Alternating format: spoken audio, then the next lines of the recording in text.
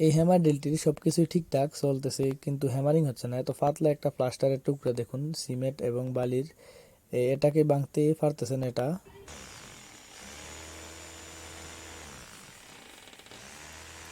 দেখুন একেবারে এটা ভাঙতে ব্যর্থ। আর না হয় বাকি অপশানগুলো সব কিছুই ঠিকঠাক চলতেছে। আর এই সমস্যা হলে এই ধরনের ডিলের কিভাবে সমাধান করবেন সব কিছু শেয়ার করব আজকের এই ভিডিওতে। আর আপনারা যারা এই ধরনের কাজ শিখতে আগ্রহী বা শিখতে চান, যেমন যে কোনো ধরনের ফ্যান, যে কোনো ধরনের ফ্যান আর কি, যে কোনো ধরনের মোটর বড় ছোট, কিংবা এই যে ব্রেকের মোটর, চার্জার, কন্ট্রোলার বা পাওয়ার টুল জাতীয় ইলেকট্রনিক্সগুলো বা হাউজে ব্যবহৃত ইলেকট্রনিক্স যা যা চলে আর কি, ফ্রিজ, এসি বা আইপিএস, ব্যাটারি বুটারি, হাবি এগুলো যারা শিখতে চান তারা চাইলে আমাদের কাছে এসে সরাসরি শিখতে পারেন, অথবা আমাদের ইউটিউব চ্যানেলটি দেখে বা অন্যান্য ইউটিউব চ্যানেল আছে অনেক ভালো ভালো, এগুলো দেখে দেখেও শিখতে পারেন আর কি। যাই হোক, সর্বপ্রথম আমরা এটার উপরটা ড্রিল খুলে নেব।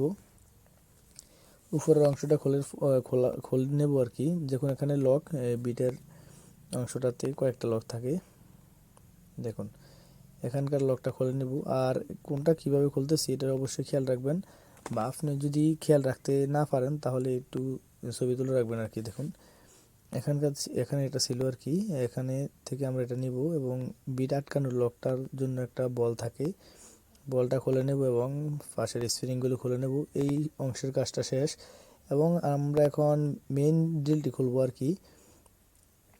আর এই ডিলগুলোর কাজ কিন্তু প্রায় সেম সেম, এগুলো একটু লজিক্যালি চিন্তা করলে কাজগুলো সবটির কাজ একই রকম। দেখুন একেবারে সিম্পল, এটা খুলে নিলাম।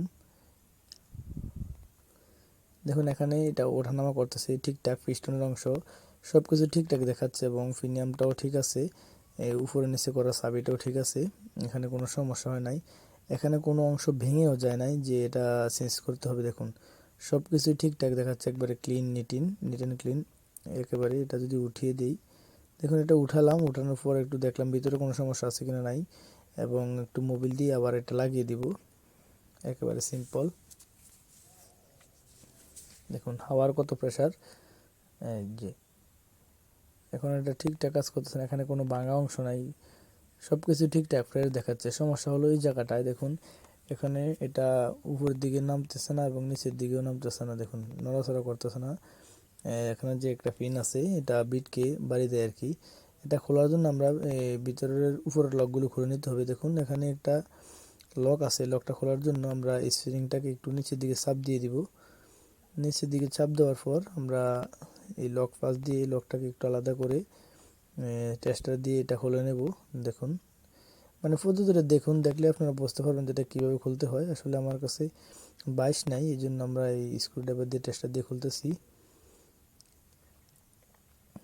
এটা খোলার পর আমরা বাকি অংশটা দেখবো আর কি। আর এই কাজগুলো কিন্তু অনেকটাই সহজ কাজ, আসলে অনেকে মনে করে ডিল হেলদি ভিতরে খুললে লাগানোটা অনেক কঠিন।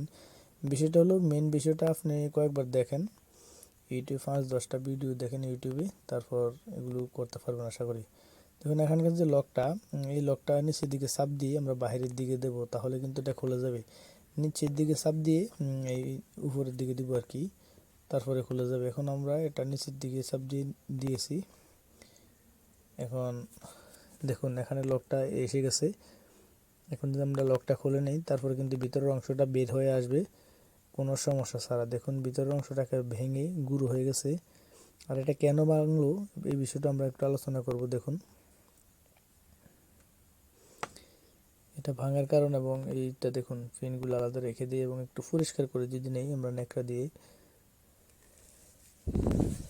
দেখুন এখানে ভাঙা অংশগুলো আমরা এখন একটু হাতে নিয়ে দেখে যদি দেখুন এইগুলো ভেঙে গেছে, একেবারে গুঁড়ো হয়ে গেছে, 3 টুকরা 4 টুকরো হয়ে গেছে। এখন আমরা এটা চেঞ্জ করে দিব এবং আগের মতো লাগিয়ে দিব, সব কিছু ইনশাল্লাহ ঠিকঠাক হয়ে যাবে।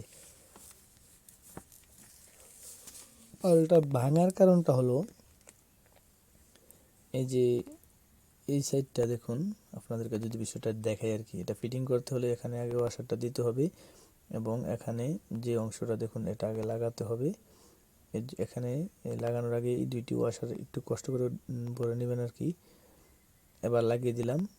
এখন এটা বাংলো কেন দেখায় যদি দেখুন, এই অংশটা এটা ভেঙে গেছে আর কি, এটা লাগাবো আমরা।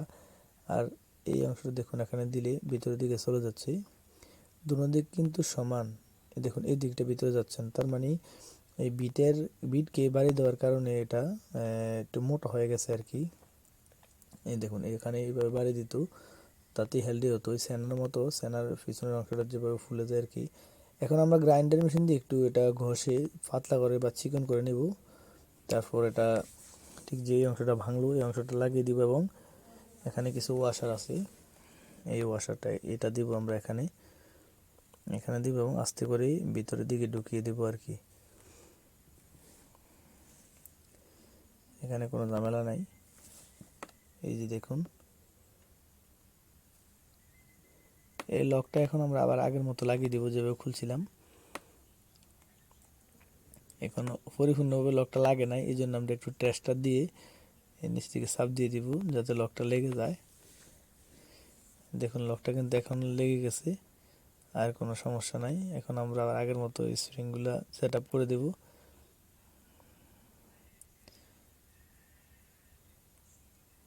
আসলে ইলেকট্রনিক্সের কাজগুলো এরকম যে প্রত্যেকটা মুহূর্তেই টেকনিক অর্থাৎ বুদ্ধি খাটাতে হয়। এজন্য হয়তো আমাদের এই কাজ যারা করে তাদেরকে টেকনিশিয়ান বলা হয়। দেখুন লকটা কত সুন্দরভাবে লেগে গেল, এটা একেবারে সিম্পল প্রসেস। এখানে আমরা একটু মোবিল দিয়ে ভিতরের দিকে দিয়ে দিই। এখানে দেখুন সব কিছু ঠিকঠাক দেখাচ্ছে, এই জন্য আমরা এটা লাগিয়ে দিব। এখানে বাড়তি কোনো কাজ করার প্রয়োজন নাই, একেবারে সহজ পদ্ধতি। দেখুন এটা সেমভাবে এখন লাগানো শেষ, আমাদের কাজটাও শেষ। আমরা যেহেতু এটা মুছে নিয়েছিলাম একেবারে পরিষ্কার করে রাখছি যাতে আপনাদের দেখতে সুবিধা হয়।